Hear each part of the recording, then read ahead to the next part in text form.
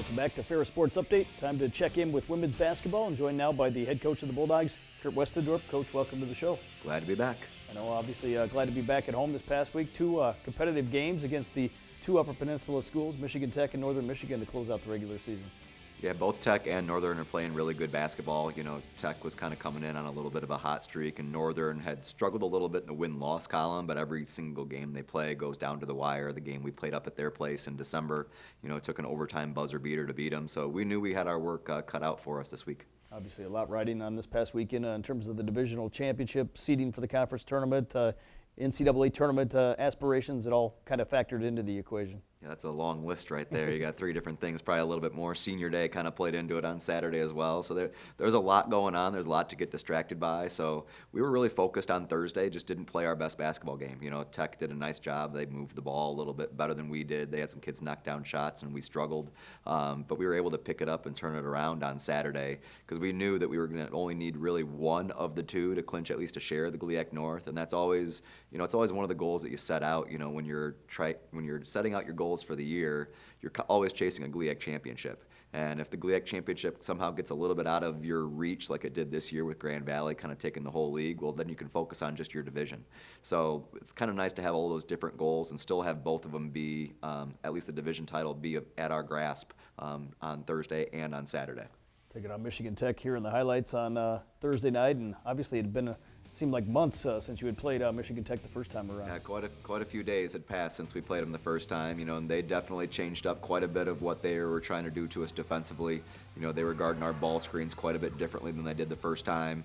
You know, it's good on their coaching staff to make those changes, you know, because we really did slice them up that first game up at their place, scored 50 points in the first half on the way to a pretty comfortable win. So they made it a lot more difficult for us to get the ball to the middle of the court, for us to be able to get the ball driven into the paint. You know, and offensively, they had a couple different players really step up. Here you're seeing A was able to get a couple nice looks.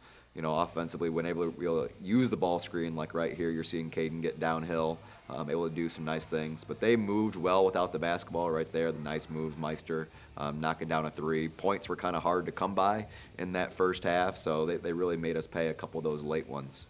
This is a game that was a battle from start to finish, and against a team that ultimately will end up getting a home game in the first round of the conference tournament, kind of like yourselves. Yeah, Michigan Tech, they're a tradition-filled program on the women's side, definitely, men's side as well. But we knew it's going to be tough to knock them off, and like them earning a home game, they definitely had a lot to play for. You see Sarah Dax right there scoring a bucket. She had a huge game for them. She has really come on late when they've needed some help in the post because we defended their perimeter play fairly well, and she did a nice job really stepping up, being super efficient.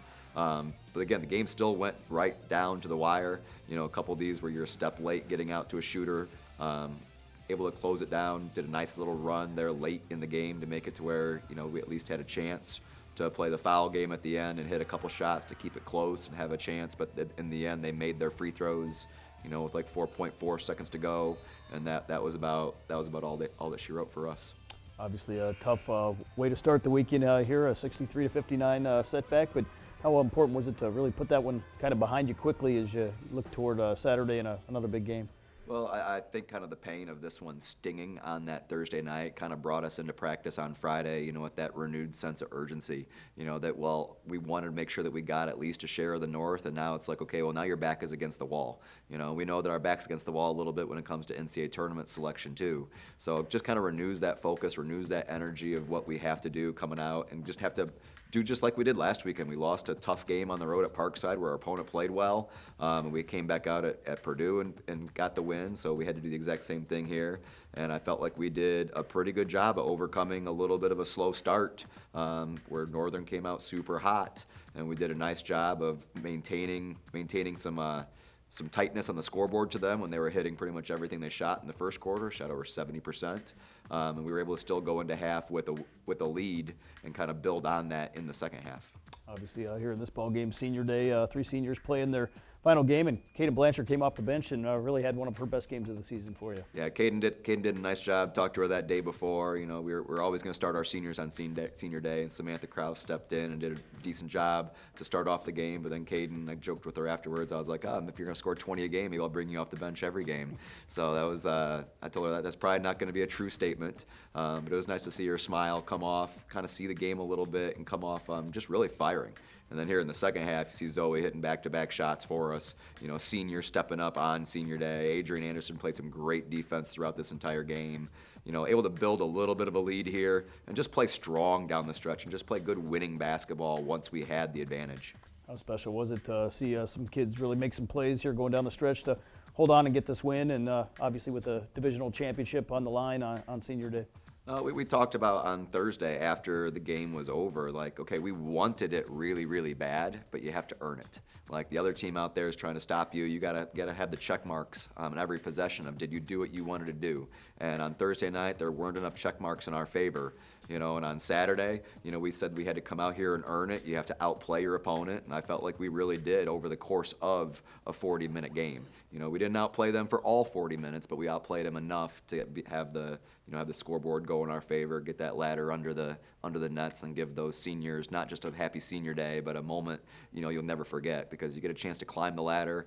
I don't care if it's a division championship, conference tournament championship. You know, those are special moments, and with the league being as crazy as it was this year, to still be able to earn that division title, it's a special moment. Obviously, you move on into the postseason now, hosting Saginaw Valley in the quarterfinal round of the GLIAC Tournament here on Wednesday night, and the number 2 seed overall going into the conference tournament. Yeah, like I said, the GLIAC has been super bunched up, so for us to earn the number 2 seed, it's really important for us to have this home game.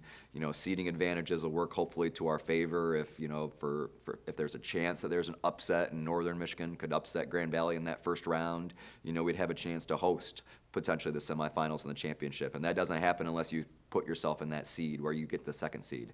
But Saginaw Valley, if you probably look around the country, they're probably the best number 7 seed in a conference tournament anywhere in the country. You know, there was a good portion of the year where they spent time receiving votes in the top 25 poll, I think a few more weeks than we did, and we spent about 3 or 4 weeks getting votes in that poll. So they're still one of the best teams in the league, and really, truly, anybody 1 through 7, you can say, has a really good chance. And even Northern, with the way they can make teams kind of play their style, you know, is a threat to make a little bit of a run as well. So you can kind of wipe those numbers away on the seed line, but we're just happy that it's a home game because, you know, we need our fans at Wink Arena, and basketball home court advantage, it's huge. Well, Coach, best of luck, and we'll talk to you again soon. All right. Thank you, Robert. That'll do it for Ferris Sports Update. Follow all the action online, ferrisstatebulldogs.com. Have a great week.